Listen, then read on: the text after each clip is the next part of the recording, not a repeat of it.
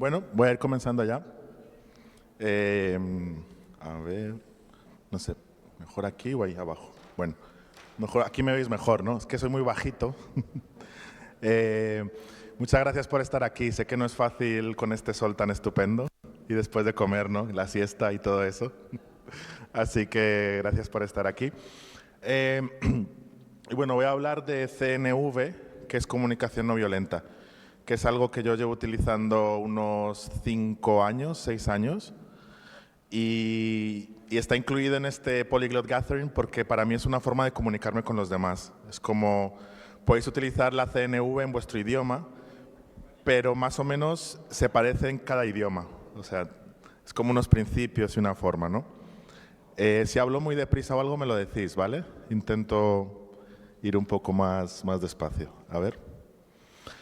Bueno, cuando decimos CNV o comunicación no violenta, mucha gente se pregunta, dice, pero yo no soy violento, ¿no? O sea, ¿para qué quiero aprender esto si yo soy una persona muy tranquila? Bueno, depende de la persona, ¿no?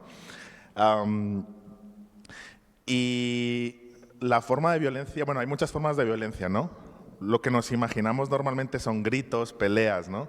Violencia física, pero a veces la violencia que no es tan clara puede generar muchos más problemas que la violencia que es más evidente, ¿no? A ver, la violencia que es evidente genera muchos problemas, pero la que no parece violencia a veces es incluso peor, ¿no? Y yo me di cuenta que yo era una persona muy violenta, pero no solo yo, sino todo el mundo alrededor de mí. Yo crecí en una sociedad bastante violenta y creo que la mayoría lo son, ¿no? Entonces, ahora os voy a explicar qué es la violencia y vais a ver que es muy diferente lo que voy a definir en esta presentación de lo que mucha gente piensa, ¿no? Mal. Bueno, ¿qué es la comunicación no violenta? No es fácil saberlo, ¿no? Porque sigo sin violencia, pero ¿qué es la violencia, no? Y bueno, tenéis aquí una primera definición, es un lenguaje de vida que nos permite expresarnos con los demás y con nosotros mismos desde el respeto, la empatía y la honestidad, siendo concretos, sin juzgar y atendiendo a nuestras necesidades y a las de los demás. Esta definición es complicada, hay mucha información aquí, ¿verdad? Voy a ponerla, ahora vais a ver punto por punto lo que significa, ¿vale? Y con ejemplos más concretos. Bueno, yo estudio psicología, soy estudiante de psicología, quiero ser psicólogo clínico y la persona que creó esta forma de comunicación era un psicólogo norteamericano, se llama Marshall Rosenberg. Y él trabajó en muchos ambientes complicados, en los que la gente no se comprende muchas veces y actúa de forma violenta, por ejemplo, en conflictos entre pandillas o en zonas en las que hay conflicto permanente, como en Israel o Palestina. Él fue mediador en este tipo de ambientes, ¿no? Ambientes muy complicados, ¿no? Y él pues pensó mucho en cómo es muy difícil no ser violento cuando tienes dolor dentro, ¿no? Muchas veces. Entonces él le dio muchas vueltas y dijo, ¿cómo puedo llegar a que dos seres humanos se entiendan, ¿no? Aunque no compartan lo mismo siempre, ¿no? Bueno, la comunicación no violenta consiste en 4 puntos. Es bastante estructurada.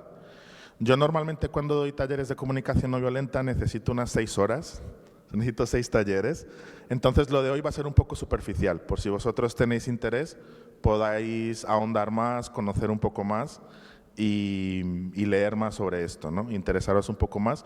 Y son 4 pasos y normalmente a veces puede que no estén en orden, pero vamos, normalmente sigue este orden. El primero es hacer una observación, el segundo es expresar sentimientos, el tercero es expresar necesidades y el cuarto hacer una petición. Os recomiendo que lo tengáis presente. De hecho, mucha gente hace tarjetitas y cuando estás enfadado, la saca, lo lee y dice, a ver, ¿qué tengo que hacer ahora? ¿No? Y funciona, normalmente si estás entrenado, ¿no? Bueno, voy a empezar voy a tener 2 amigos que me van a ayudar a hacer la presentación, ¿vale? Uno es mi amigo el Lobo, que no ha estudiado comunicación no violenta todavía. Entonces expresa de una forma que puede no ser muy constructiva, ¿no? A mí me gustan mucho los lobos, creo que son animales muy bonitos. Pero bueno, Rosenberg, que es el que habéis visto antes, utilizaba dos como peluches en sus talleres para enseñar a la gente, ¿no? Y utilizaba un lobo y una jirafa.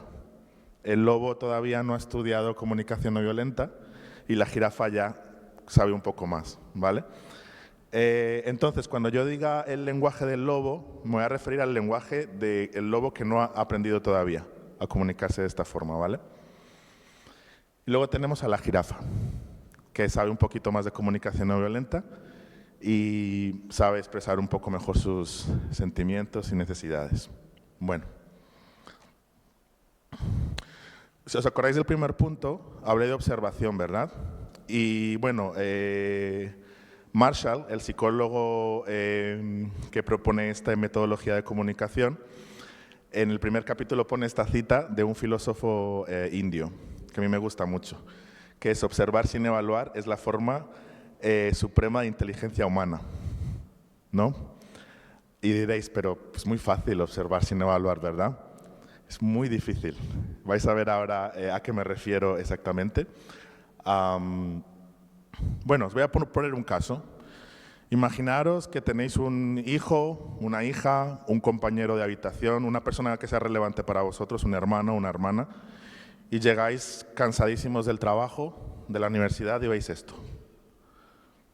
Y no tenéis ganas ni energía para hacer nada en ese momento, estáis cansados, ¿no? Bueno, en el lenguaje del lobo podríamos intentar hacer una observación de este tipo. Ahí tenéis al lobo, lo está diciendo. Dice: eres un cochino o una cochina, siempre dejas tu cuarto desordenado. Esta es la forma con la que me hablaban mis padres, por ejemplo, cuando yo crecí. Yo estoy acostumbrado a que me hablen así, por eso soy una persona violenta. Y lo sigo siendo, lo que pasa es que como sé que lo soy, pues ya no soy tan violento, porque intento no. Pero bueno, estamos haciendo una observación. Decir que alguien es cochino es poner una etiqueta. No estamos observando nada. Te estoy diciendo, tú eres así, pero no estoy hablando del cuarto, ¿verdad? O si digo siempre, palabras como siempre o nunca son muy peligrosas. Porque cuando decimos siempre, estamos diciendo que esa persona siempre lo hace así. Y puede ser que lo haga muchas veces, o esta semana lo hizo 3 veces, pero no tiene por qué ser siempre. O sea, la comunicación no violenta nos recomienda que no utilicemos palabras como siempre, nunca, ni hagamos juicios sobre la otra persona. ¿Cómo lo haría una jirafa? Que ya ha pasado por varios talleres de comunicación no violenta, pues probablemente diría algo así. Diría: esta mañana o esta tarde, cuando entré en tu habitación, tus cosas estaban tiradas en el suelo y estaba bastante desordenada. No estoy juzgando, no estoy diciendo que es un cochino o una cochina, no estoy diciendo que siempre lo haga. O puedo decir ayer y hoy, el martes, el miércoles y el jueves esta semana, pero no siempre. Cuando decimos siempre o nunca, la gente normalmente se siente atacada muchas veces, ¿no? Y cuando ponemos etiquetas es peligroso. Las etiquetas no contribuyen a la comunicación normalmente, incluso pueden dañarla bastante, ¿no? Quería proponeros un ejercicio. ¿Cuál de estas frases es una observación? Solo hay una, ¿vale? Imaginaros que yo estuve en una reunión con Ana, y Ana es mi jefa, por ejemplo, ¿no? Y bueno, pasa algo en la reunión, y después de la reunión le comento a uno de mis amigos: Ana me ignoró, número 1. Ana no me pidió mi opinión durante la reunión. Y la 3, Ana nunca me deja dar mi opinión. ¿Cuál creéis que es la observación? La 2, sí. Pues yo la 1 y la 3 la escucho todo el día, de gente sobre cosas, haciendo juicios sobre lo que pasó, no dando una observación, porque si tú dices Ana me ignoró, ignorar a alguien es no dirigirte a él aposta. Yo te ignoro porque no me gustas, ¿verdad? Estoy calificando a Ana, estoy diciendo que ella hizo algo mal, ¿verdad? No estoy observando, estoy poniéndole una etiqueta a Ana que me ignora, que no es comprensiva conmigo, ¿verdad? Y Ana nunca me deja dar mi opinión. ¿Qué significa nunca? Quizá te la dejo dar una vez y 2 veces no, quizá 3 sí y otra no. En el futuro puede que te la dé, ¿no? Si dices nunca es como un hechizo, ¿no? Nunca, y eso nunca va a pasar, ¿no? Bueno, pues esta es la primera, perdón. hacer observaciones es muy difícil y tenéis que entrenaros un poco. Yo me he entrenado mucho para no decir cosas como ese señor es un idiota porque acaba de parar el coche en mitad de la carretera, y lo hago a veces.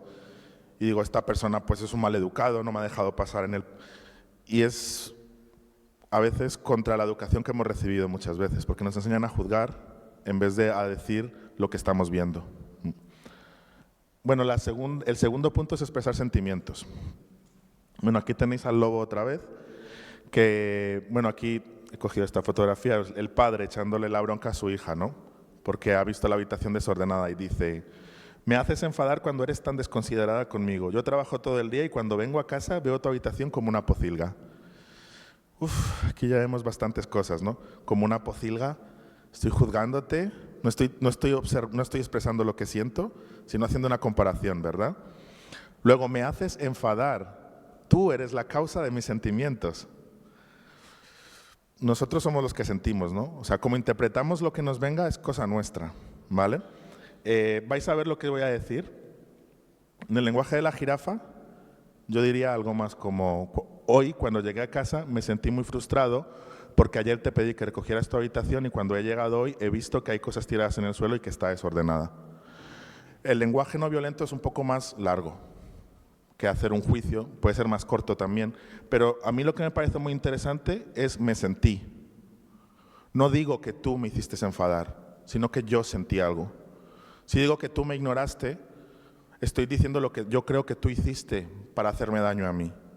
Pero yo no asumo que tú estés haciendo algo malo. No sé si entendéis la lógica, ¿verdad?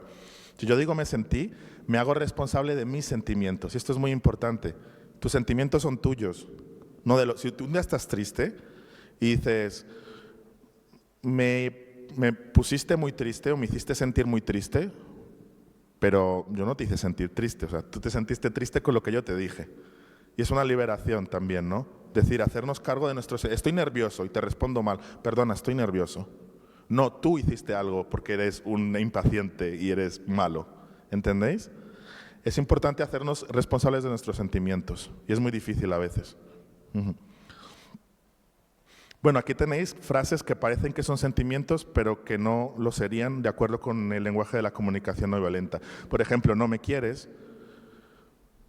Bueno, ¿estoy expresando un sentimiento? No, estoy expresando lo que la otra persona creo que cree, pero tampoco sé si me quiere o no, ¿verdad?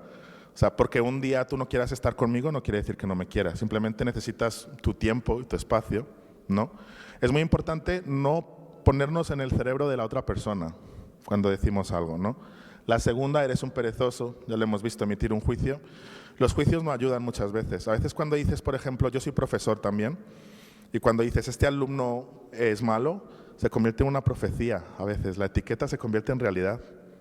Es malo poner etiquetas a veces, ¿no? Eres malo, eres bueno. No sirvo para nada. Esto es muy violento. A mí me enseñaron que la violencia cuando era pequeño era hacia los demás. Nunca me dijeron que podía hacer hacia mí mismo. Yo jamás le hubiera dicho a alguien que es un perdedor, que es un idiota, y me lo decía a mí mismo. Y me di cuenta que cuando dejé de ser violento conmigo mismo, empecé a querer a todo el mundo. O sea, la violencia interna es incluso peor que la externa. Y esto lo dice la psicología, no lo digo yo solamente, lo dice también Marshall Rosenberg en su obra. Es muy importante saber que estamos siendo violentos con nosotros mismos, ¿no? Si tú tú le dirías a tu mejor amigo, eres un perdedor. Jamás. ¿Y por qué no lo decimos a nosotros mismos a veces? O soy idiota. Esa violencia genera violencia, ¿no? Es importante utilizar esto también con nosotros mismos, ¿no? Bueno, ¿cuál es la única frase que expresa un sentimiento? Os voy a dejar un momento para que la leáis.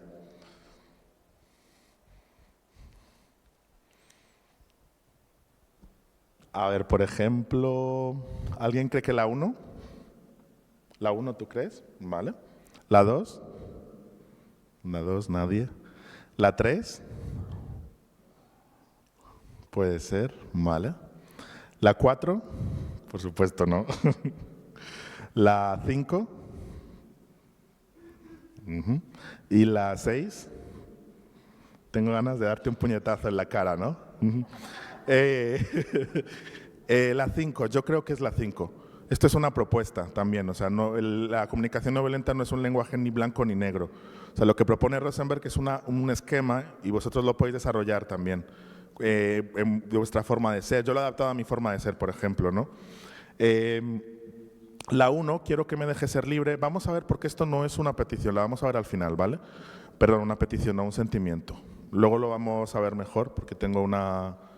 Cuando dices, no, creo que ese niño no es muy inteligente, estás poniéndole una etiqueta al niño.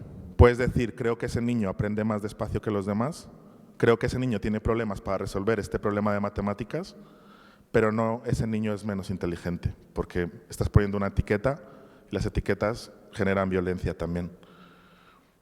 Y esto es muy difícil, porque cuando expresamos nuestros sentimientos y cómo nos sentimos, cuando dices me sentí, te vuelves vulnerable, porque es mucho más fácil decir tú me hiciste que yo sentí. Porque cuando dices sentí es que viene de ti, ¿no? Y la vulnerabilidad no está bien vista muchas veces. En la sociedad en la que yo crecí muchas veces me decían que tenía que ser fuerte, ¿no? Que no tenía que mostrar la debilidad, que no tenía que ser de una cierta manera, ¿no? Si decía, por ejemplo, que estaba asustado, me llamaban gallina, me llamaban, ¿no? Y yo ahora lo digo, a veces lo digo, se lo digo a mi madre, mamá, estoy muy cansado hoy, no tengo ganas de hablar, perdón. No le digo, me estás cansando, digo, estoy cansado yo, ¿no? Y esto, ser vulnerable es difícil a veces y la gente no está acostumbrada, ¿no? Bueno, vamos con el punto 3. Recordáis, el primero era observación, el segundo saber lo que sentimos, lo que pasa dentro de nosotros. El tercero es expresar necesidades. La comunicación no violenta se basa sobre todo en que todos los seres humanos tenemos necesidades y los problemas surgen cuando no sabemos expresarlas, ¿sí? ¿Y qué pasa cuando no expresamos una necesidad? Explotamos o somos agresivos. Y a veces no sabemos ni qué necesidad tenemos, pero somos agresivos porque algo está pasando, ¿no? Bueno, por ejemplo, esto sería una frase en el lenguaje del lobo. Diríamos, estoy muy enfadado porque me heriste con lo que dijiste el otro día, ¿no? Una persona que esté triste puede decir esto, ¿verdad? O a lo mejor me interrumpiste y me sentí muy mal, o lo que sea. Como veis aquí, estoy diciendo me heriste, ¿no? Tú me heriste a mí, ¿vale? Y además, lo que pasa aquí también, ¿qué reacciones genera una frase como esta? Puede generar varias reacciones, ¿no? Una, muy habitual es sentirnos atacados y decir, yo no te herí, tú eres muy sensible, no se puede hablar contigo, ¿vale? Otra opción que tenemos es esclavitud emocional. Y decir, sí, Teri, lo siento mucho, no quería hacerlo y me siento horrible, ¿no? Pero es que yo no quería herirte tampoco. Tenemos estas dos opciones, normalmente son lenguaje del lobo, ¿no? Porque la primera, nos sentimos atacados, pero la otra persona quizá no quiere atacarnos, es que no sabe realmente qué es lo que está sintiendo, ¿no? Y en la segunda, nos atacamos a nosotros mismos, no respetamos nuestras necesidades, ¿no? Y esto es muy liberador, porque dejas de cargar con el peso de lo que otra gente hace. Si alguien te dice, tú eres una mala persona, bueno, lo que piensas tú, ¿no? O sea, y bueno, ya veréis, vamos un poco, ¿vale? En lenguaje de jirafa podríamos decirlo así. El otro día cuando dijiste eso, yo me sentí muy triste, porque eres mi amigo y no supe qué hacer en ese momento. Pero cuando tú dijiste eso, yo me sentí. Tú no me hiciste sentir a mí. Es muy importante que digamos siempre yo, cuando nos expresemos y no lo que los demás nos están haciendo, ¿no? Porque los demás, hay algo muy importante, que es que lo que digan los demás puede ser el estímulo, pero no es la causa de nuestros sentimientos, ¿verdad? Y esto es muy difícil, sobre todo en situaciones emocionales, ¿no? Cuando alguien te llama idiota, pues cómo te tomes ese idiota es al final cómo vas a reaccionar tú, ¿verdad? Y a mí ahora alguien me dice idiota que no me conoce y no me causa mucho, la verdad, ¿no? Pero hace años no era así, ¿no? Quizá hubiera reaccionado de otra forma. Y esto es muy superficial lo que estoy diciendo ahora. Necesitáis quizá un poco más de información para saber cómo afrontar estas situaciones. Pero es importante, ¿no? Y lo más importante, el poder más grande, es que tú no sabes cómo van a reaccionar los demás, nunca puedes saberlo, ¿verdad? No sabes si una persona quizá tiene problemas para expresarse o no, pero sí sabes cómo vas a reaccionar tú mismo, ¿no? Mal. Bueno, y el último, que es hacer una petición. Me gusta mucho este cómic, bueno, es algo que tiene Rosenberg en su libro que dice, Lassie, busca ayuda. Y veis a Lassie en un diván de un psicólogo, ¿no? Esto es lo que pasa a veces cuando no nos expresamos siendo concretos, si no decimos lo que nos pasa de verdad, ¿no? Y esto es difícil porque a veces no sabemos lo que queremos. ¿Nos ha pasado que algún día os sentís mal y no sabéis qué pasa y no sabéis expresarlo y al final todo se convierte en un problema, respondéis mal, ¿vale? Bueno, y estos son frases que parecen peticiones que diríamos como el lenguaje del lobo, ¿no? Lo único que quiero es que me demuestres que me amas. ¿Pero cómo? ¿Qué quieres? ¿Que te regale chocolates? ¿Que te llame por la mañana? ¿Que te diga mi amor? Yo no sé qué quieres decir, qué significa para ti que te ame, qué quieres decirme, ¿no? Quiero que me dejes ser yo mismo. Ok, vale. Bueno. Quiero que seas más responsable. ¿Cómo?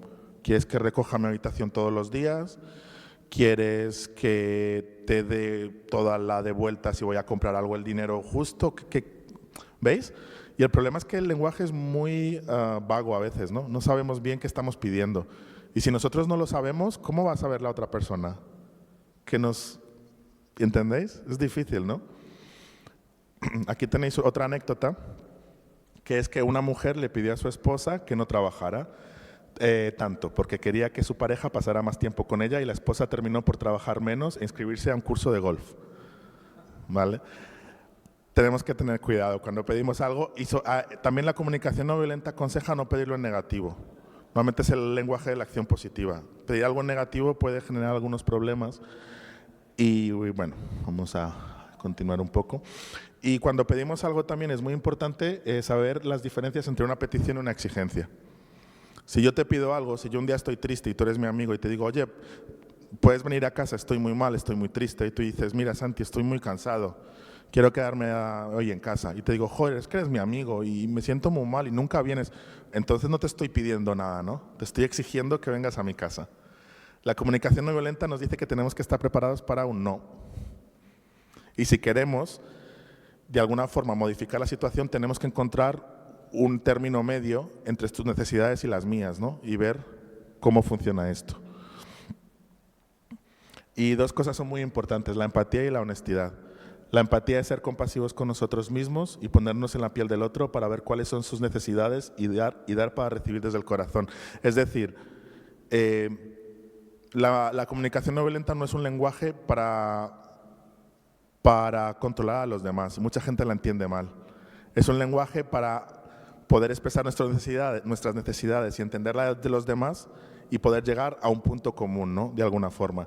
Y sobre todo con honestidad, ¿no? Entendernos a nosotros mismos de verdad y estar conectados con nuestras necesidades y deseos. Es decir, poder decir, estoy asustado, perdón, estoy nervioso, por eso te respondo mal, disculpa, no quiero hacerlo, ¿vale? Si no somos sinceros con nosotros mismos, es difícil serlo con los demás, ¿no? Y hacer una petición que sea factible para ambas partes, ¿no?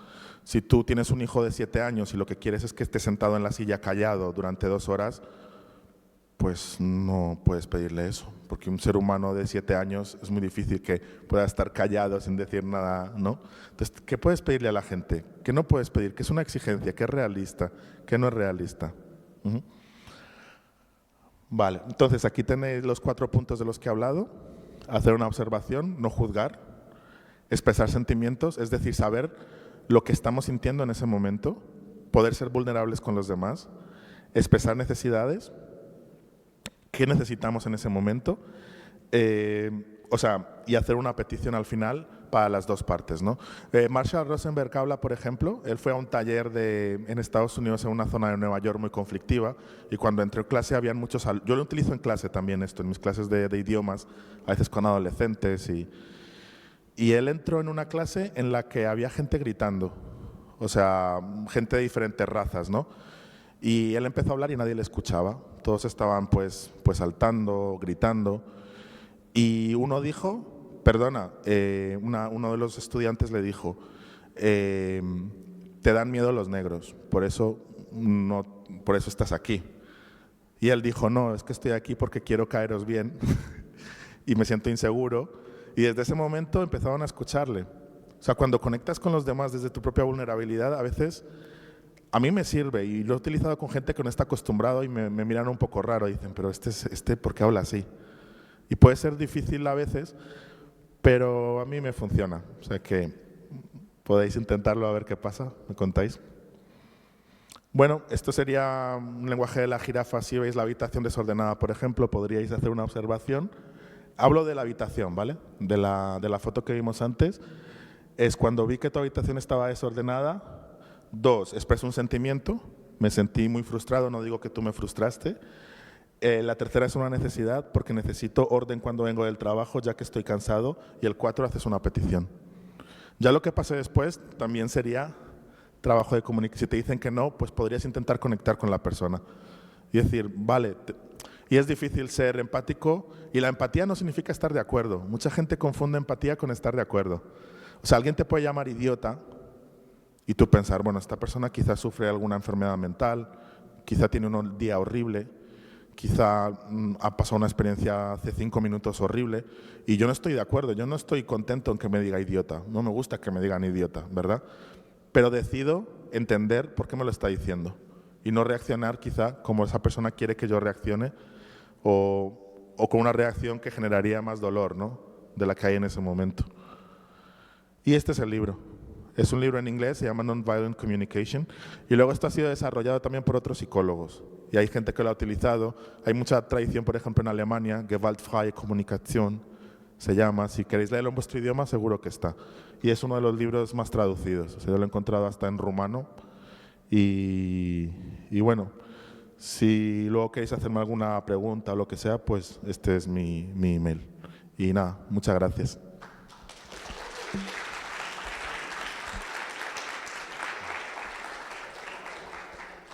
Y creo que ahora son las preguntas. A ver. Sí, os recuerdo a todos que podéis hacer preguntas en el sitio web slido.com con el hashtag Babel, B-A-B-E-L. Ahora esperamos. ¿Quieres hacer una pregunta? Ok, bueno, espera. Voy a moverme despacio. Es que la cámara no se... Ah, vale. Genial. Mi experiencia es que cuando pedimos algo a alguien y no queremos atacarnos, este método funciona generalmente bien.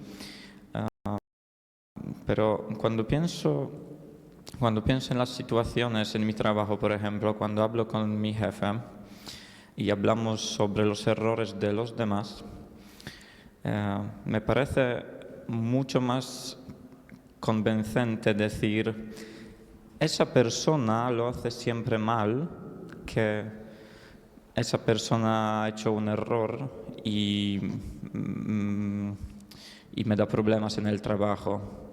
Y veo que también en la política, por lo general, se utiliza la comunicación más violenta porque es más... ¿Qué opinas sobre eso? Sobre decir que alguien hace algo mal, yo intentaría no decirlo. Yo sería más concreto. Diría, creo que esta persona en la empresa 2 veces no ha entregado el informe. Intentaría ser concreto, hacer observaciones. Normalmente yo dejé de utilizar siempre y nunca hace mucho tiempo porque la comunicación no violenta no dice que no hagamos juicio, que es correcto o incorrecto, ¿verdad? Pero tenemos que ser conscientes cuando los estamos haciendo. Y yo cuando he tenido problemas en la empresa en la que trabajé, normalmente intento no decir siempre o nunca. Quizá a lo mejor podrías intentarlo y ver si funciona, porque no quiere decir que no puedas decir que una persona está haciendo algo mal, pero tienes que ser concreto y no decir siempre. Bueno, siempre, a lo mejor en otra empresa lo hacía bien, no lo sé. O sea, normalmente sí. ¿Tiene el micrófono por ahí? Ahí están las preguntas, perdón. Vale.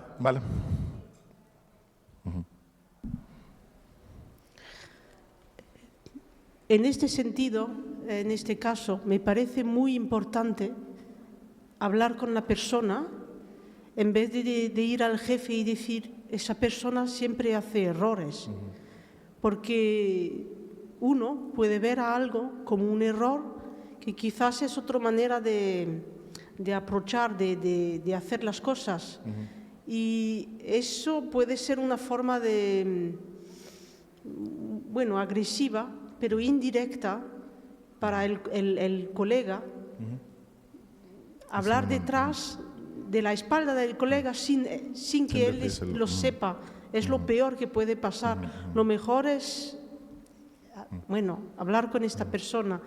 Yo sufrí muchísimo de este tipo de colegas que hablan entre ellos y con los jefes por los errores que quizás no lo eran, que era otra manera de aprovechar el trabajo. Eso, claro, es que, por ejemplo, si tu jefe te dice... muy violento, pero indirecto. Sí, si te dice eres siempre un perezoso y te necesito que mejores, ¿qué quieres que haga? ¿Quieres que trabaje más? ¿Quieres que te entregue los...? Necesito cosas concretas, ¿no? Que me digan lo que he hecho mal para yo poder mejorarlo también. Si me dices siempre, siento que me estás juzgando porque tú no sabes si yo siempre lo he hecho así o por qué lo estoy haciendo así ahora, ¿no? Es poner una etiqueta y las etiquetas... a veces son útiles, ¿eh? No estoy diciendo que siempre sean, pero son complicadas a veces. A ver, ¿cómo crees que este método cambia dependiendo del idioma? Pues del idioma no sé, de la cultura sí. Marshall Rosenberg, por ejemplo, dice que en algunas culturas orientales, expresar tus sentimientos, ser vulnerable es muy difícil. Entonces tienes que adaptar un poco a la cultura en la que estás, ¿no? Yo que sé, un japonés, quizá no dirías, estoy muy estresado ahora mismo, pero bueno, puedes modificarla un poco, ¿no? Creo que es más cultural en vez de idioma, o sea, más o menos, culturas occidentales, creo que más o menos sería igual. Culturas orientales me gustaría mucho leer otras posiciones de autores japoneses o chinos o tailandeses, no sé, para ver cómo funciona esto. ¿Cuál es la mejor manera de aprender a utilizar el método y no olvidar de volver al método violento? Pues leerte el libro. Bueno, tengo aquí el libro. Yo di la vuelta por el mundo. Estuve viajando por el mundo un año y fue el único libro que me llevé. Cuando me sentía mal, digo, voy a leer porque estoy siendo violento conmigo mismo. Voy a intentar... Este es el libro, es el que os he enseñado antes y está traducido en todos los idiomas. O sea, creo que incluso en idiomas minoritarios o que no... Vamos, lo que quiero decir es que podéis encontrarlo y leerlo en vuestro idioma, que quizá es mejor, no sé, o en inglés es la versión original.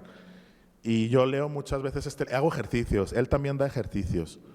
Y también tenéis unos cuadernos de ejercicios que podéis encontrar gratuitos en internet para saber lo que es juzgar, porque a veces a mí incluso me cuesta, incluso ahora que tengo entrenamiento, a veces estoy diciendo, ¿estoy juzgando o no? Es tan difícil porque no nos enseñan a decir lo que vemos, sino lo que creemos que la otra persona está haciendo. Bueno, siempre es importante responder en forma no violenta, pero ¿qué recomiendas para calmarnos cuando uno nos llama idiota porque no reaccionamos violentamente? Vale. No reaccionar violentamente no quiere decir que seamos sumisos, incluso lo contrario. O sea, cuando a mí me dice idiota y yo no me enfado, no estoy aceptando, no estoy cogiendo, no estoy aceptando la responsabilidad de lo que esa persona, no me estoy atacando a mí mismo, ¿no? A mí la comunicación no violenta me da mucha autoestima, muchísima, para yo aceptar un idiota y no tomármelo personalmente, lo cual es muy difícil. Yo digo, bueno, esta persona está nerviosa, yo soy homosexual, ¿no? He vivido en países muy homófobos y yo siempre hablo de forma abierta y a mí me han insultado. ¿Me he enfadado? No. A veces he estado un poco triste y se lo he dicho, mira, estoy triste porque una vez hablé con alguien en Rumanía y me dijo, no me gusta la propaganda gay. Y yo, bueno, yo he visto propaganda heterosexual toda mi vida y no... y en vez de sentirme atacado, intenté empatizar con él y después de 20 minutos me pidió mi Instagram y me dijo que él nunca había pensado en esas cosas. Si yo hubiera reaccionado violentamente, y es muy difícil no reaccionar violentamente porque es lógico, no porque está diciendo algo muy desagradable, y yo sé que es desagradable, pero me siento mucho más orgulloso de no haber reaccionado así, de no haber reaccionado a la defensiva, y es muy difícil.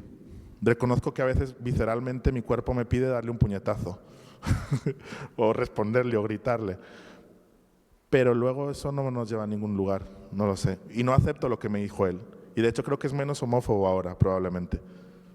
Creo que es mucho más efectivo, no lo sé.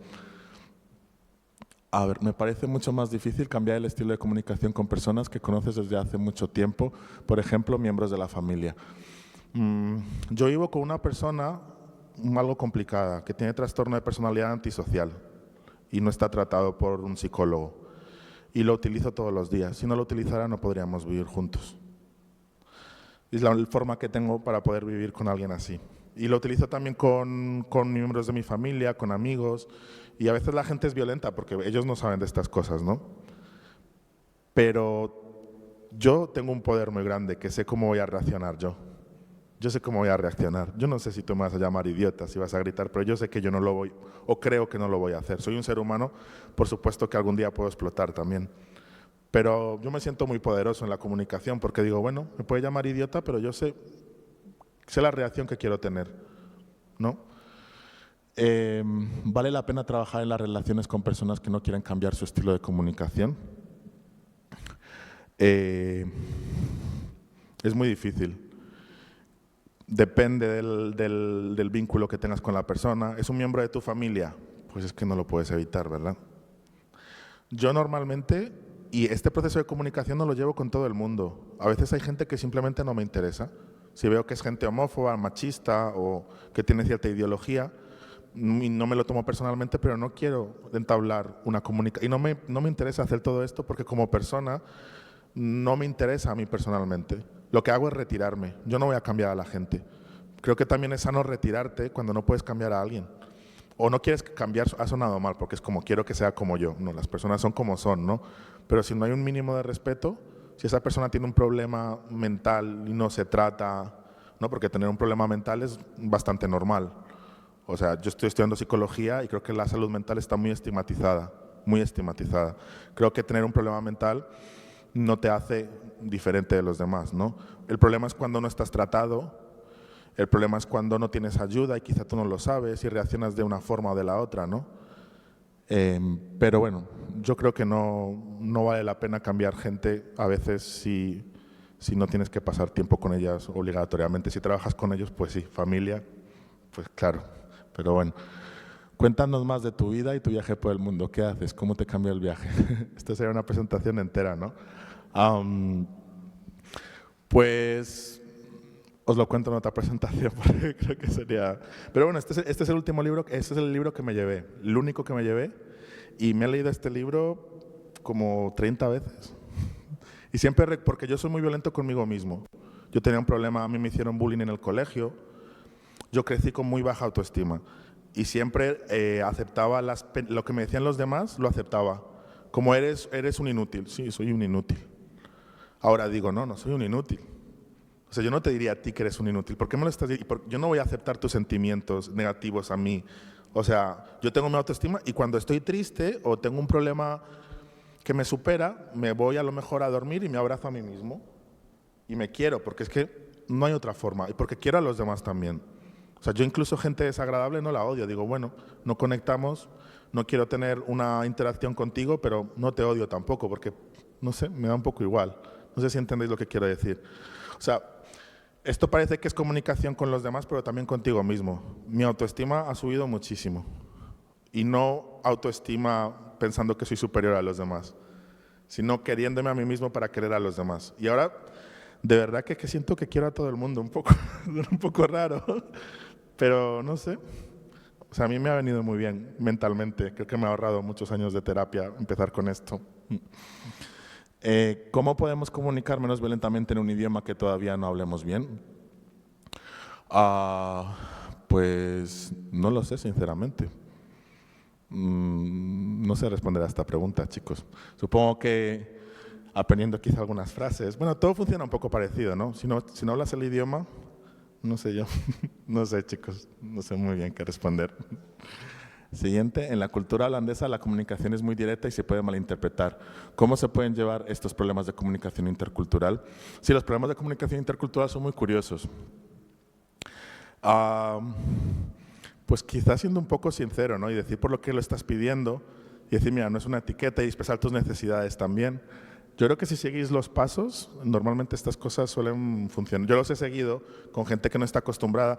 Yo, por ejemplo, soy profe y una vez tenía una reunión con un alumno Y yo sé que ese alumno tenía actitudes violentas con bastante gente de la empresa. Y cuando llegó a mi reunión me dijo, "Your lessons are shit". Y yo le pregunté, "Okay, Maximo, I know you look a bit maybe angry, so I want to know why they're shit. So can you explain me a little bit more?" Y después de una hora salió llorando y me dijo, "Nunca había hablado con alguien así". O sea, en la empresa no le caía bien a nadie y fue el mejor alumno durante un año. Y yo pensé, joder, esto funciona. Si me hubiera enfadado y hubiera dicho, "No, my lessons are not shit, you just are a horrible person and you have to be polite with me because I'm the teacher here and I do my best". ¿Eso para qué hubiera servido? No sé. Es complicado porque es la reacción más natural. Mi reacción más natural antes era responder de la misma forma que se me respondía, ¿no? Pero no me funciona muy bien y no me hace feliz esa forma de responder, ¿no? Qué interesante. ¿Por qué te interesaba de investigar esta violencia en comunicación? Porque crecí en un sitio muy violento y yo no quiero ser así. Porque crecí con una madre y un padre que se gritan, con un hermano que me gritaba y yo le gritaba, porque esto me generaba ansiedad, porque no me respetaba a mí mismo y esto llegó a mis manos. Mi ex le gustaba mucho. Estuve 10 años con una persona y discutimos 2 veces en 10 años. Y él lo utilizaba también, me enseñó y ahora a mí me encanta. Y es que, no sé, nunca he sido tan feliz. Y bueno, creo que ya, ¿no? Muchas gracias.